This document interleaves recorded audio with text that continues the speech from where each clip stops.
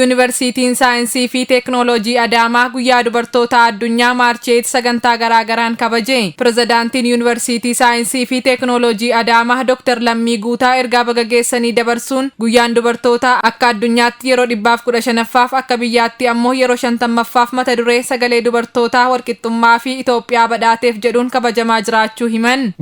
እንኳን ደህና መጣችሁ እንኳን ለዓለም አቀፍ የሴቶች ቀን ማርቼት አደረሳችሁ ማለት ፈልጋለሁ።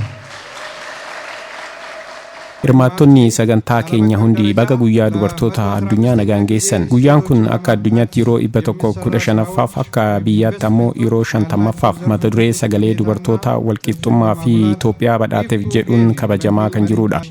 Dubartoonni dinagdee biyyaa guddisuu fi utubuu keessatti ga'ee guddaa bahachaa jiraachuu simanii akka yuunivarsiitichaatti hirmaannaan dubartoota olaanaa ta'uu dubbatan.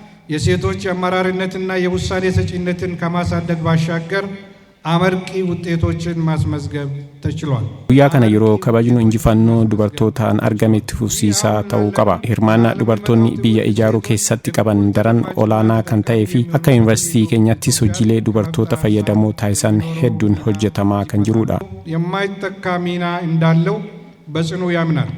Daarektarri olaanaa abbaa taayitaa nyaataa fi qorichaa Itoophiyaa Aadde Heeraan Garbaa yuunivarsiitichi hirmaannaa dubartootaa cimsuun hojii inni hojjechaa jiru daran olaanaa fi kan jajjabeeffamuu qabu ta'uu himanii guyyaan dubartootaa kabajamu kunis hojii fi murtii kennuun saalaan kan hin daangeffamne ta'uu guyyaa barsiise waan ta'eef addunyaa guutuutti kabajama jedhan. እኔም በዚህ ትልቅ ዩኒቨርሲቲ ውስጥ በመገኘቴ እና ንግግር በማድረግ በመቻሌ በጣም ትልቅ ክብር ይሰማኛል። Yuunivarsiitichi guyyaa dubartootaa kabajuu irratti na affeeruu isaaf galateeffachaa guyyaa dubartootaa kana yeroo yaadannus dubartii waa hunda murteessuu akka dandeessuu fi saalaa hojiin daangeffamuu akka hin qabne barsiisuu fi Yuunivarsiitiin Saayinsii fi Teeknooloojii Adaamaa hirmaannaa dubartootaa cimsuu keessatti hojiin hojjechaa jiru kan nama boonsuu fi jajjabeeffamuu qabudha.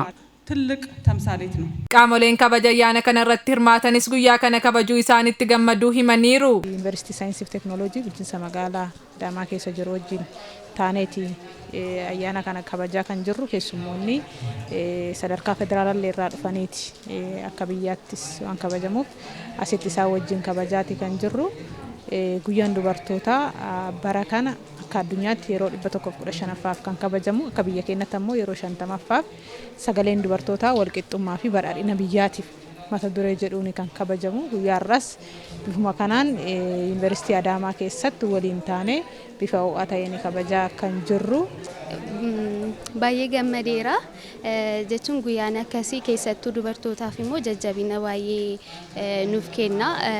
Kana boodas immoo akka ni cimee hojjedhuuf na godha jechuudha. Murarrattis barattoota yuunivarsiitichaa qabxii olaanaa galmeessaniif badhaasni kennameera.